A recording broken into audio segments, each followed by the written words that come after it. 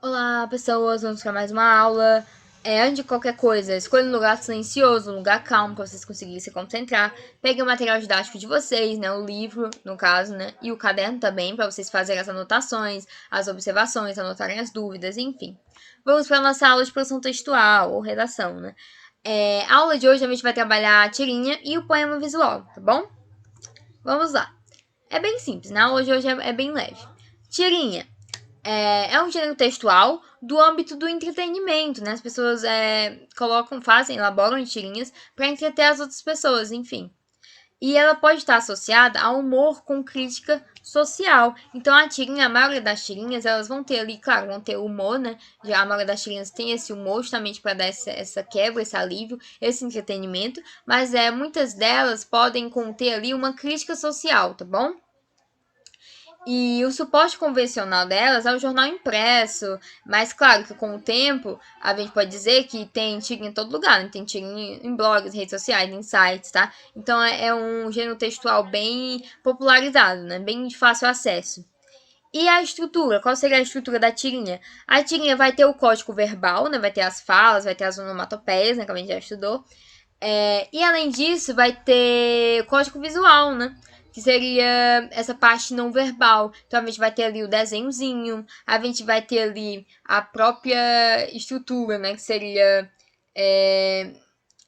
o próprio quadrinho em si, né? Eu até coloquei aqui que é um gênero multimodal justamente por isso. Lembrando que o que é linguagem multimodal?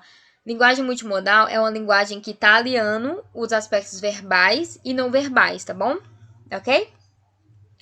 E por que a gente diz que é um gênero multimodal? Porque ele tem esses dois códigos atrelados, né? Inclusive, a gente tem, por exemplo, os balãozinhos de fala, balãozinhos de pensamento, as linhas cinéticas, né? Que são linhazinhas que a gente desenha para mostrar o movimento da personagem, né?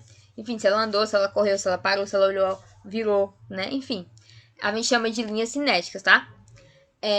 E as onomatopeias que eu tinha dito. Então a gente tem ali essa sequência tipológica narrativa, né? A sequência da narrativa, baseada nesses dois códigos, tá bom?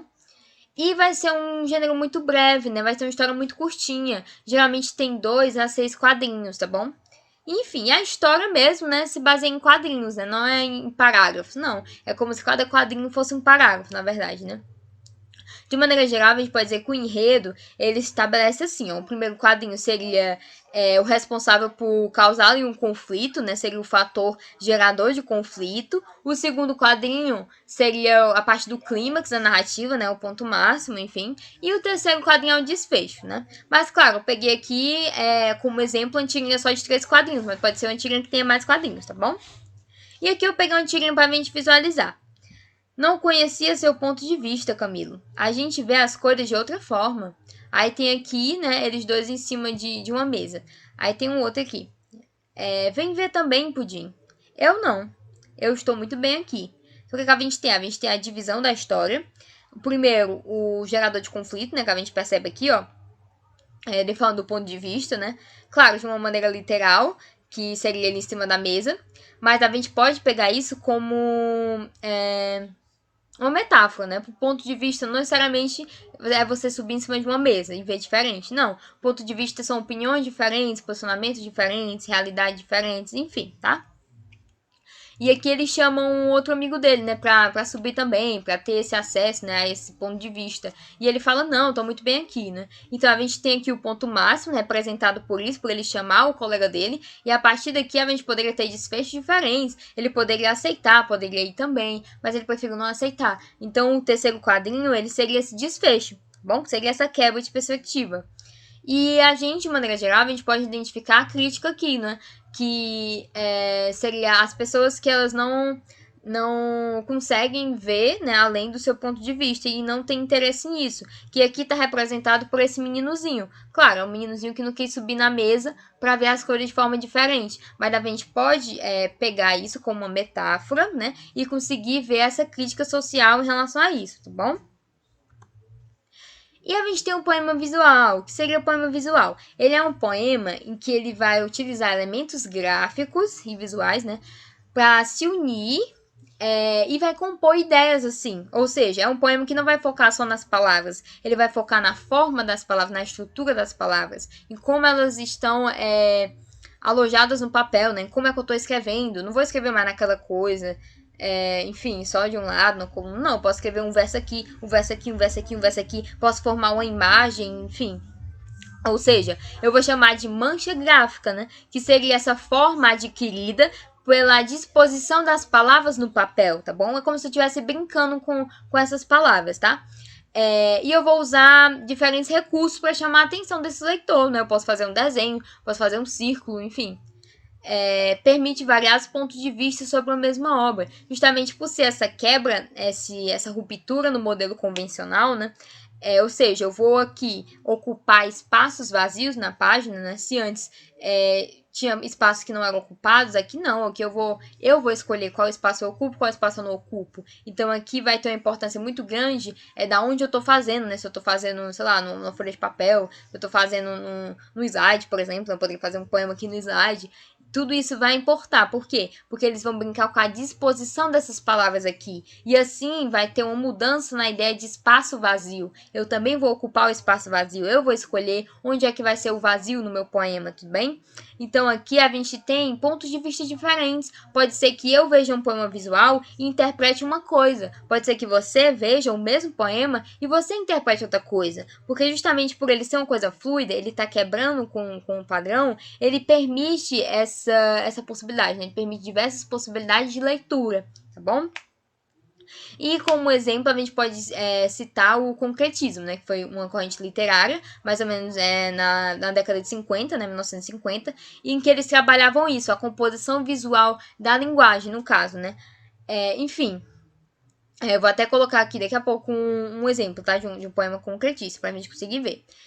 Mas de maneira geral, o poema visual ele vai estar atrelado, né, a outros veículos de informação, a outros contextos, mas ele vai estar presente aliado a outras coisas, como por exemplo a própria poesia, né, a tipografia, a ilustração, né, pode ser que tenha um poema visual, a fotografia também, ao design gráfico. Então, com o desenvolvimento de novas tecnologias, principalmente em questão de tecnologias gráficas, né? Por exemplo, design gráfico, a questão da fotografia, enfim.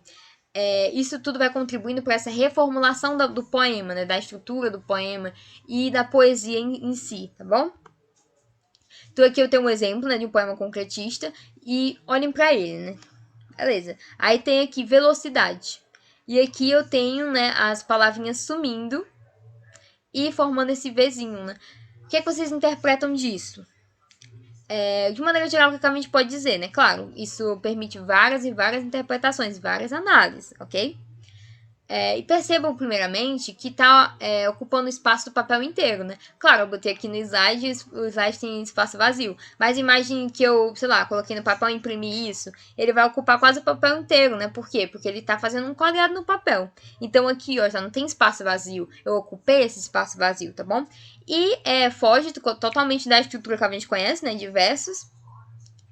E o que é que eu posso interpretar disso, por exemplo? Eu posso interpretar quando ele coloca velocidade, é como se ele quisesse demonstrar essa velocidade, né? Ó, as palavras estão sumindo, é como o tempo passando, é como alguma coisa que, sei lá, que está correndo, né? Que está se esvaindo. Ou seja, a velocidade está demonstrada nesse poema sobre velocidade, não é?